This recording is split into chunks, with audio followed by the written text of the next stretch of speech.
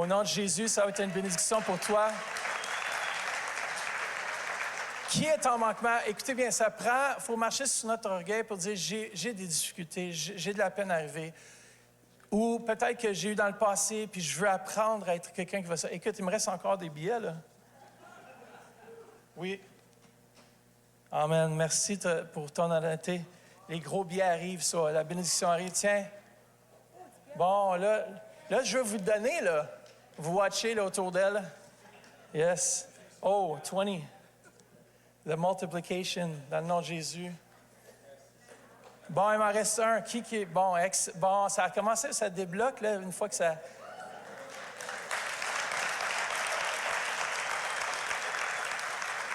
Pour moi, c'est un acte prophétique.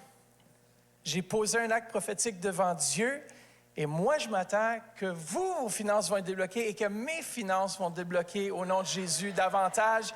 Cette année, je veux bâtir autrement. Cette année, Dieu va me bénir, il me bénit davantage pour être une bénédiction. Est-ce que vous êtes là avec moi ce matin? Il va y avoir des choses qui vont découler dans vos vies. Si on apprend à être obéissant, à dire, Seigneur, qu'est-ce que tu disais que je puisse faire? Amen.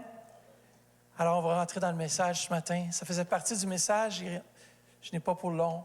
Mais la semaine passée, on a regardé le quotient spirituel, qui était notre capacité de capter les messages et la révélation qui nous viennent de Dieu par son esprit.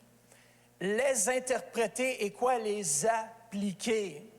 Lorsqu'on reçoit une révélation de Dieu, c'est une chose. On doit être en mesure de lui demander, Seigneur, comment est-ce que tu veux que je puisse interpréter et comment interpréter ce que tu me dis et comment maintenant le mettre en application. Amen. Et ce matin, c'est la même chose. Lorsqu'on reçoit une révélation du cœur de Dieu, de ce qu'on doit faire, on doit le faire. On doit le faire. D'ailleurs, j'aimerais juste mentionner une différence entre le logos et le rhéma.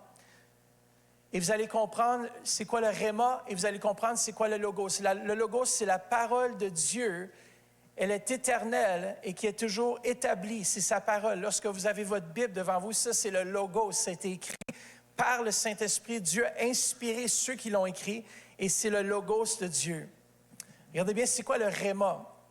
Et on le voit dans Romains 10, 16, mais juste avant, le rhéma, c'est la parole de Dieu, c'est le logos activé. Dis à quelqu'un, activé par le Saint-Esprit pour un but particulier que Dieu veut accomplir. Alors, je suis en train de lire ma Bible et tout à coup, j'ai un rhéma qui vient de Dieu par rapport à ce que je suis en train de lire. Ce rhéma est libérateur dans la mesure où est-ce que je l'applique. Et je sais que c'est ça, les actes prophétiques. Tu as besoin d'avoir la révélation en premier. Dieu, on veut bâtir autrement cette année. J'ai même encouragé toutes nos équipes à prier, à demander à Dieu, Seigneur, qu'est-ce que tu veux que je puisse faire ou changer dans ma vie cette année ou dans mon ministère et de bâtir autrement. Maintenant, je reçois cette révélation qui vient de Dieu. Peut-être que la révélation va venir lorsque tu es en train de lire ta Bible. Il y a quelque chose qui va sauter à cœur, puis tu vas l'avoir, puis tu vas dire, c'est ça, il faut que je fasse. Mais regardez, la foi vient de ce qu'on entend, hein? Et ce qu'on entend vient de la parole de Dieu. Vous connaissez ce passage, n'est-ce pas? Mais ici, le mot « parole », c'est le mot « rhéma ». Cette parole activée, ce n'est pas n'importe quelle parole, c'est une parole qui est vivifiée, qui est activée par le Saint-Esprit. Il y a une grosse différence parce que même l'Église catholique utilise aussi la Bible. Bon, ils ont rajouté quelques livres, mais ils utilisent la même Bible, mais c'est que le logo, c'est que l'écrit, il n'y a pas l'activation de feu qui vient avec pour nous révéler Dieu. C'est pour ça que pour comprendre la parole de Dieu, tu dois avoir donné ta vie à Jésus et le Saint-Esprit maintenant, c'est lui qui te guide dans toute la vérité. C'est lui qui nous dirige et c'est cette parole activée que je désire dans vos vies ce matin. Alors, je lis la parole, le logos, et quand j'ouvre ma Bible, mais celle-ci devient rhéma lorsqu'elle est déclarée sous l'emprise du Saint-Esprit. Sous le pouvoir du Saint-Esprit, lorsque je lis la parole de Dieu, Et tout à coup, le souffle du Saint-Esprit vient et dit, ça, déclare-le sur ta vie. Et tu le déclares, tu fais un acte prophétique. Tu as reçu une révélation particulière et tu actives l'élément, tu actives le surnaturel, tu actives ce que Dieu te demande d'activer et cela devient un acte prophétique, un acte de foi. Et le surnaturel se met en action pour intervenir dans ta situation de façon incroyable. Dieu est un Dieu surnaturel qui intervient dans nos vies avec le Réma. Bon, vous avez capté le Réma. C'est quoi un acte prophétique maintenant? J'ai une question pour vous. Est-ce que vous savez que le monde naturel doit se plier ou se conformer au monde surnaturel? Est-ce que vous êtes d'accord avec ça? Lorsque Jésus priait sur les malades, ce n'était pas la condition naturelle, c'est la condition naturelle qui se pliait à la volonté surnaturelle de Dieu le Père. Et ces choses arrivent parce que Jésus, lui, il fonctionnait par acte prophétique. Parce qu'on entend souvent les prophètes, on lit les prophètes, puis on dit, ben, les prophètes, ils déclarent. Oui, la déclaration prophétique est importante. Le prophète déclarait des choses, il décrétait des choses qui se produisaient. Mais aussi, le prophète posait des actes prophétiques. Il faisait des actions prophétiques. Amen. Vous êtes encore là avec moi. Restez là, on va y arriver ce matin. Alors, un acte prophétique, c'est quoi, pasteur? Explique-moi. Un acte prophétique est un acte dans le domaine physique, accompli sous l'inspiration du Saint-Esprit. Ce n'est pas une formule magique. C'est vraiment ce que Dieu nous demande de faire comme démonstration ou un accès, un point de passage, un point d'accès qui libère la puissance de Dieu dans ta situation. Alors, fondamentalement, c'est une action physique que Dieu nous donne à faire qui devient un signe ou un acte ou même un décret pour forger une percée dans le domaine de l'esprit ou le domaine surnaturel. Écoutez bien, par exemple, lorsque l'apôtre Paul priait sur des linges, vous vous en souvenez de ça, et qu'il posait le linge de façon prophétique sur les malades, ça nous dit que les malades étaient guéris. C'est un acte prophétique de foi. Imaginez-vous Jésus qui a pris de la boue, qui a craché dans la boue, qui a fait de la belle boue, qui a mis ça sur les yeux, espérant que ça va laver les dents le matin. Sinon, vous savez, c'est quoi la laine qu'on ne se lave pas les dents, ça ne dit pas sentir mais je ne pense pas que la personne était trop inquiète de ça. Mais c'est un acte prophétique. Jésus n'a pas juste fait ça parce que ça y tentait. Alors, si vous voyez une personne d'aveugle, s'il vous plaît, faites sûr d'entendre de Dieu avant de leur cracher, leur mettre du crachat au visage. Jésus avait été chercher, dans le fond, cette révélation auprès de son Père. D'ailleurs, j'aime le passage dans Jean 5 qui nous explique concrètement les actes prophétiques 19 et 20a. Le Fils ne peut rien faire de sa propre initiative. Il agit ici. Pas seulement il prie, mais il agit, il fait des actions, des actes. Il agit seulement d'après ce qu'il voit faire au Père. Le Fils, imite tout ce que tu fais le Père. Parce que le Père aime le Fils, il l'initie à tout ce qu'il fait. Écoutez bien, Jésus avait du succès parce qu'il savait quand poser des actes prophétiques, il savait quand prier pour le malade, il savait quand déclarer la guérison, mais il avait la solution aux problèmes auxquels il faisait face parce qu'il avait une intimité avec Dieu le Père. Et je peux m'imaginer c'était quoi le scénario s'il y avait un autre père, il dit « OK, aujourd'hui, tu commences à taper, tu vas rencontrer un aveugle qui s'appelle Bartimée, tout ça, tu vas déclarer qu'il va être guéri. » Il y a plein de gens qui étaient là autour, qui étaient malades autour de Jésus. Et Jésus savait déjà quoi faire, même avant qu'ils puissent les rencontrer, n'est-ce pas? Jésus est le Dieu du miraculeux, rempli d'actes prophétiques. D'ailleurs, même la communion qu'on fait ici à l'Église est un acte prophétique. N'est-ce pas? Il dit, faites ceci en souvenir de moi. On le fait lorsqu'on se souvient de lui. Le baptême, lorsqu'on est baptisé dans l'eau, c'est un acte prophétique concret. Autre exemple d'hommes et de femmes qui ont, j'ai pas de femmes, d'hommes qui ont accompli des actes concrets, prophétiques. Il y en a sûrement des femmes aussi. J'ai tendance à aimer chercher les histoires un peu plus masculines. Alors, je suis allé chercher l'histoire de Gédéon.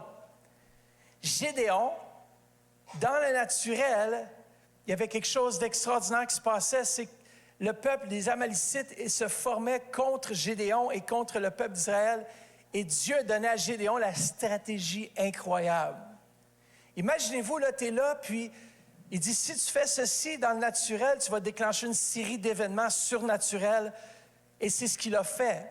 Regardez dans Juge 7, au verset 16 à 22, on se souvient qu'il est descendu de 30 000 hommes à 300 hommes. Déjà, c'est un gros coup, dans le fond, pour Gédéon, parce qu'il se dit, « Wow, comment est-ce que je vais réussir à me battre avec 300 hommes? » Il y avait 30 000 hommes, il leur a demandé, « Est-ce que vous avez peur de retourner à la maison? » Souvent, lorsqu'on fait face au combat, il y en a qui ont peur et qui veulent se sauver, n'est-ce pas?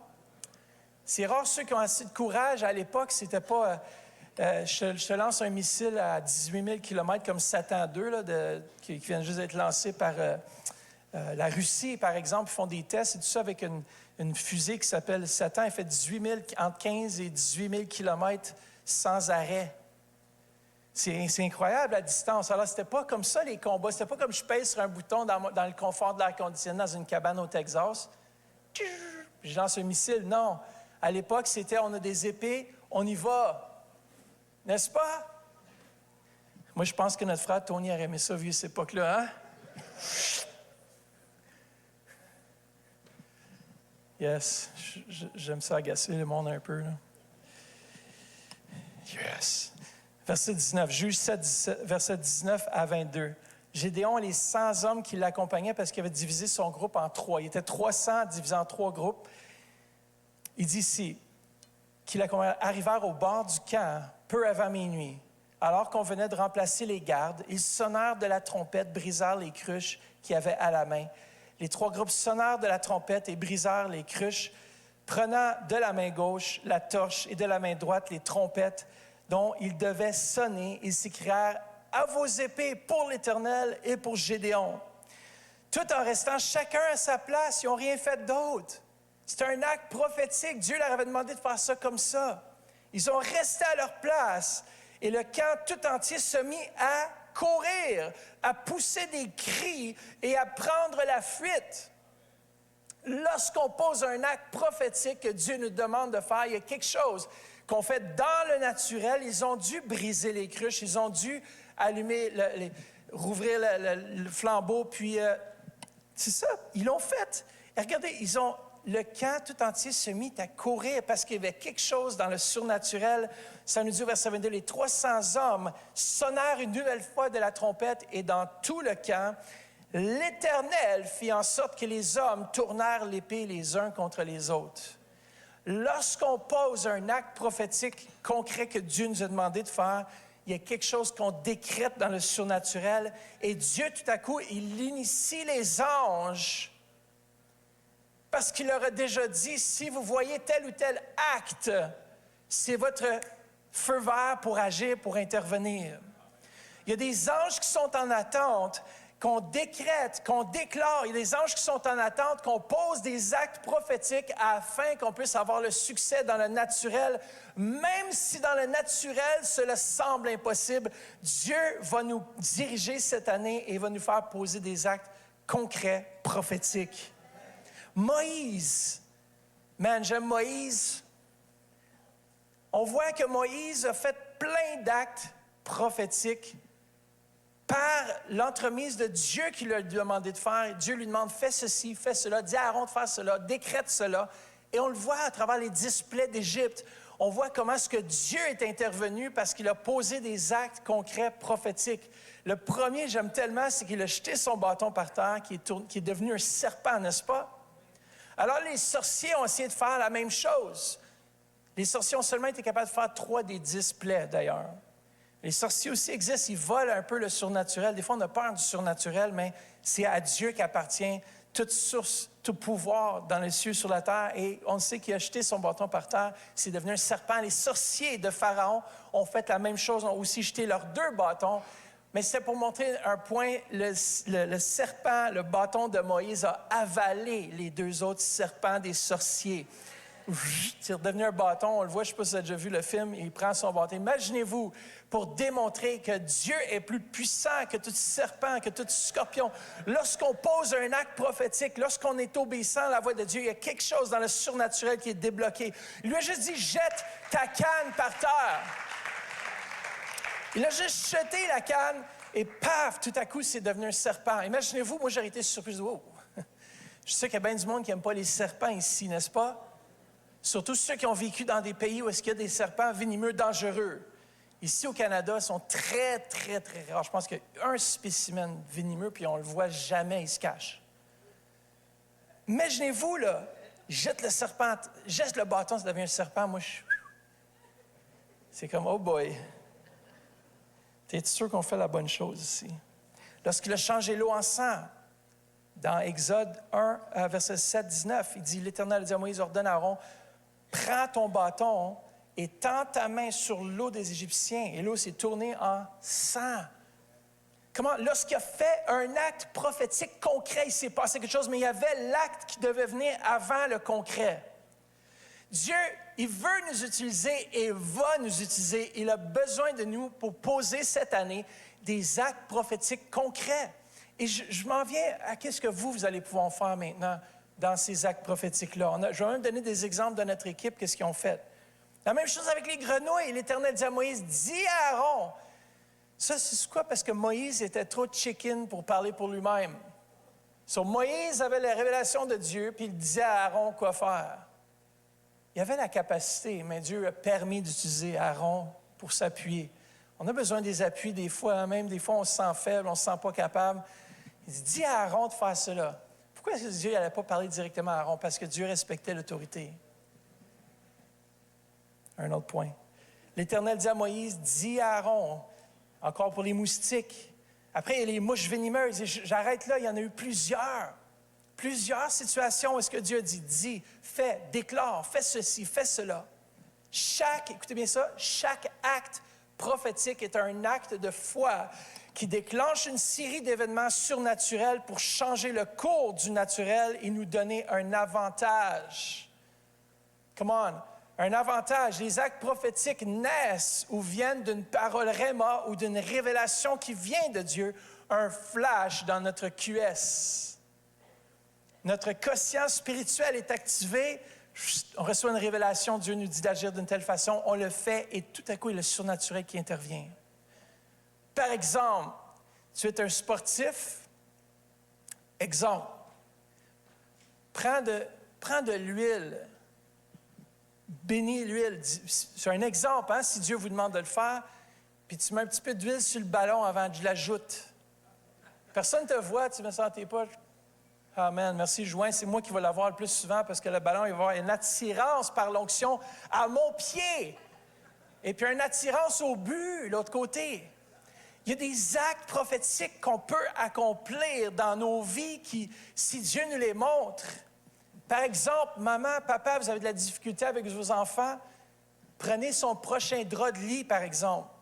Celui qui va poser, tu dis, non, je vais faire ton lit, laisse faire cette fois-ci. Il va dire, ah, really, maman, tu vas me faire mon lit? Oui, fils, je vais faire ton lit aujourd'hui. Il y a quelque chose de spécial sur cette couverture qui va faire en sorte qu'il y a quelque chose qui va être déclenché dans ta vie. Le surnaturel va agir. Les anges vont te visiter la nuit. Tu ne sauras même pas pourquoi tu tournes à Christ, mais il y a quelque chose qui s'est passé. Des actes prophétiques concrets. Prends le linge, prie avec ta femme, oins-le d'huile. Bon, de l'huile qui n'est pas tachante, là, c'est sûr, parce que le linge, ça tache. Et tu le fais. Et tu installes le drap. Et tout à coup, il y a des débloqués qui vont se passer. Si Dieu te le demande de faire, c'est qu'il y a quelque chose à faire. D'autres exemples. Notre équipe a fait des actes concrets. Les prophètes ont fait des actes concrets, même dans l'Ancien Testament. Juste un exemple, et après ça, je vous dis ce que mon équipe a fait. Ésaïe, dans Ésaïe 20, Ésaïe, il a prêché tout nu ou presque tout nu pendant 3 ans. Un acte prophétique, n'est-ce pas? Merci Seigneur qui ne me demandera pas de faire ça.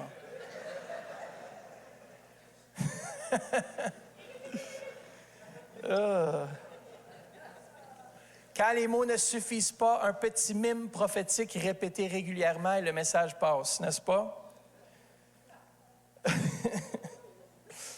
Regardez dans Ésaïe 20, verset 3, ça dit « L'Éternel dit alors, mon serviteur Ésaïe a marché sans habit et pieds nus pendant 3 ans.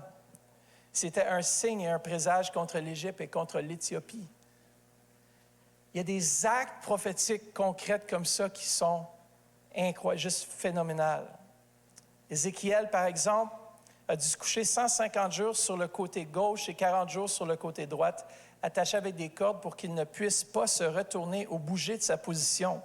Il ne devait manger qu'une quantité déterminée de certains aliments cuits sur ses excréments. Bon, il a demandé la grâce de Dieu pour prendre des excréments de vache. Et Dieu lui a permis. Il était sage dans sa demande. Ça ne me tente pas de sentir ça. Il était consterné, ceux qui demandent à Dieu de changer afin que le Seigneur lui dise qu'il pouvait utiliser du fumier de vache au lieu de ses propres excréments. Mais cela, c'était signe de la période qui s'écoulant de la déportation sous Tiglath-Pileser en 734 ans avant Jésus-Christ, selon 2 Rois 15, 29, jusqu'à la prise de Jérusalem en 568, 148 ans, autrement dit environ 150 ans après. Les 40 années désignent généralement une génération. Pour Juda, correspondait en gros à la période de 586 à 536, temps de l'exil de Juda à Babylone. Alors, ce qu'il a fait de façon prophétique déclarait ce qui s'en venait dans l'avenir. Alors, Dieu va nous demander parfois de faire des actes concrets prophétiques, des fois qui ne font pas de sens. Humainement parlant, mais lorsqu'on les fait, regardez notre équipe. Avant d'avoir ce bâtiment ici, l'équipe d'intercession ont marché autour du bâtiment en priant en langue. Imaginez-vous comme acte prophétique, puis ils ont même oint d'huile le bâtiment. Et on dit, ça nous appartient. Tout lieu où foule notre pied, ça nous appartient. Par la foi, ils ont marché autour. Je sais pas, une chance de ne pas marcher 7 fois, hein, parce que là, le bâtiment... 3 fois, hein, quand même, c'est bien. Si tu t'arrêtes à 6, tu fais sûr, bien, Seigneur, on ne veut pas trop t'agir ce que tu as fait avec Jéricho, parce qu'après 7 jours, les murs ont tombé. Mais ils ont marché de façon prophétique. Même, sûrement, je ne sais pas si on a pris des pierres, mais en tout cas, on peut faire des actes prophétiques où est-ce qu'on les oint d'huile, on le jette sur le terrain qui nous appartient dans le nom de Jésus. Diane et Madeleine, un jour, ont lancé une pierre sur le sol d'une personne qui devait rompre une relation. Ils l'ont jetée très discrètement, tu vois, ils ont prié sur une pierre. Ils l'ont laissé aller sur le terrain, puis dit, voilà, ça, c'est un acte prophétique concret. Et on sait, par après, ils ont eu le succès dans cette demande à Dieu. Le département d'intercession, encore une fois, ont déjà roulé des versets bibliques qu'ils ont mis discrètement sous des pierres sur le Parlement, au Parlement, pour décréter, pour dire non, ce pays est fondé sur la parole de Dieu, ce pays va demeurer fondé sur la parole de Dieu. Des actes concrets, spirituels que Dieu nous demande de faire et qu'on voit des changements. Et je sais que le Seigneur va vous inspirer au courant de ces semaines à venir pour entreprendre des choses comme ça. Ils ont pris aussi 2 bouts de bois. Il y avait un couple qui était en détresse. Ils ont pris 2 bouts de bois et ils l'ont attaché ensemble avec du tape ou je ne sais pas quoi. Et le couple a repris des actes prophétiques. Qu'est-ce que Dieu nous demandera de faire cette année de façon prophétique? Peut-être que tu cherches un emploi. Va au bâtiment de l'emploi, puis prie sur le bâtiment du Seigneur, ça m'appartient. Tu fais ma place ici, dans ce lieu. Si tu es médecin ou tu veux devenir médecin à un tel hôpital, tu y vas, tu fais juste dire « Ah, mais je visite ». Et tu commences à mettre de l'huile un peu partout, puis tu dis « Non, mes pieds vont fouler ce lieu très bientôt ». C'est ça les actes prophétiques concrets. C'est qu'on demande à Dieu, même une activation en famille. Peut-être qu'il y a des rues, il y a des maisons qui sont en besoin. Prenez une petite pierre, pas une grosse pierre. Tu sais, comme, attends, les gens n'aimeront pas trop ça. Des petites pierres, juste, s'il y a un voisin qui ne vient pas à Christ, fais un acte prophétique. Demande à Dieu, qu'est-ce que tu veux qu'on fasse comme famille? Peut-être l'acte prophétique, ça va être de l'inviter à manger chez toi. L'huile, oui, il faut mettre l'huile sur les pierres. Ça fait que demandez à Dieu, priez, demandez à Dieu de vous montrer. Peut-être qu'il y a un bâtiment spécifique dans votre quartier, que peut-être il y a des gens qui habitent dans ce bâtiment qui ont besoin de la puissance et de l'amour de Dieu. Et demandez à Dieu un acte prophétique que vous pourriez faire en groupe ou peut-être individuellement sur votre rue ou sur le bâtiment en question. Toutes ces choses sont bibliques, frères et sœurs. Ces choses sont bibliques, on les retrouve dans la parole de Dieu. Et moi, je crois que cette année, dis à quelqu'un, cette année, tu vas poser des actes prophétiques, même sans le savoir des fois. Je sais que des fois, si on est dirigé par le Saint-Esprit, des fois, on fait des choses qu'on n'avait pas planifiées, mais que Dieu a orchestrées. Comme mon séjour, pas mon séjour, mais quand je suis allé visiter à l'hôpital, ces 3 personnes qui sont venues, c'était un moment kairos de Dieu. Et il ne faut pas manquer les occasions où Dieu nous envoie des gens. Je trouve que, Pasteur Jacqueline, c'est l'évangélisation, je trouve, la plus facile, le centre des personnes âgées, parce qu'ils ont tellement soif de relations. Juste votre témoignage va les encourager, ils vont avoir le goût de vivre. Je me dis comme, tu sais, des fois on se pose la question, on ne rajeunit pas, puis un jour... c'est des questions un peu bizarres à se poser, mais un jour, on va tous devoir passer par ces stages. C'est pas évident, hein? On le voit, mais vous savez quoi? Quand quelque chose est trop difficile à saisir ou à comprendre, c'est comme s'il y a un blocage dans notre cerveau. On ne dit jamais, je vais être là. On prie tout quand on va juste s'endormir un soir, tu sais, à l'âge de 95, 100 ans, puis on va juste, partir dans les nuages, puis aucune douleur, aucune souffrance. C'est pas merveilleux. Moi, je le déclare en tout cas sur notre assemblée, pas tout le monde en même temps, là. Mais là, ça va être votre temps. On déclare que ça va être tellement facile. C'est comme, me voilà, Seigneur. Prends-moi dans tes bras. Qui désire ça? Pasteur, tu demandes des drôles de questions ce matin. Des actes prophétiques concrets. Est-ce que je peux avoir l'équipe de louange? Joshua peut poser ses mains sur le piano pour faire des actes prophétiques concrets. Dirigés par le Saint-Esprit. Même la musique est prophétique. Tu peux poser des actes musicaux. On l'a vu. Lorsque la louange était placée devant le peuple d'Israël qui allait en combat, cet acte même causait du chaos dans le camp de l'ennemi. Et lorsqu'on fait ce que Dieu nous demande, en bout de ligne, c'est de faire ce que Dieu va nous demander. Peut-être que vous avez des enfants qui ne sont pas encore sauvés. Vous avez des membres de votre famille qui ne sont pas encore sauvés. Dis, hey, j'ai le goût d'aller prendre un café avec toi, puis tu prends la main, tu mets un petit peu d'huile, si ta main ne sentira jamais. Paf! Ouais, fini. L'onction va tomber sur lui, sauvé. Moi, j'ai déjà eu peur une fois parce que j'étais au travail. Il ne faut jamais avoir peur, mais j'étais au travail. Et puis, il y avait un jeune homme qui était... tu voyais qu'il était un peu comme genre possédé, il y avait quelque chose qui n'allait pas. Et j'étais dans mon travail, puis moi, je faisais juste prier en langue, travailler, tout ça. Puis il marche en arrière de moi, puis tout à coup, il commence à sacrer. Je dis, oh, Seigneur, pas dans le milieu de mon travail, pas une délivrance. Tu sais, il marchait tout à fait normal, puis quand il est venu en ma présence, là, vous savez, les mauvais esprits ressentent la présence de Dieu chez vous. Ils n'aiment pas ça, puis ils se manifestent. C'est la même chose avec Jésus. Les démoniaques accouraient vers Jésus pour se faire libérer. Je prie en langue discrètement. Je dis au nom de Jésus, hey, est-ce que je peux faire un bonbon? C'est un jeune qui vendait des bonbons, tout ça. Au nom de Jésus, hey, comment ça va aujourd'hui? Sors de ce jeune. Oui, je peux sortir du bord de chacun. Discrètement au travail, c'est comme personne ne le sait. Tu pries juste qu'il fait juste partir doucement, pas tomber à terre, rouler, écumer de la bouche, tout ça, tu comprends? Là? Une délivrance rapide, mais très, très, c'est fait.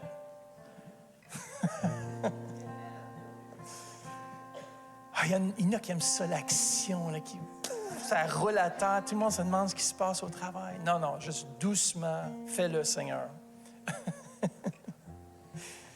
Dieu va vous diriger cette année à accomplir, à poser des actes prophétiques qui vont être déterminants pour votre vie, qui vont ouvrir des portes. Peut-être que tu cherches un terrain spécifique. Tu dis, c'est lui, je veux. Pose-le sur une pierre, jette-le sur le terrain. Dis, je décrète et je déclare que ce terrain m'appartient. Tu poses un acte prophétique de foi, dans le fond. Qu'est-ce que Dieu va te montrer de faire? Amen. Peut-être que vous allez devoir loin de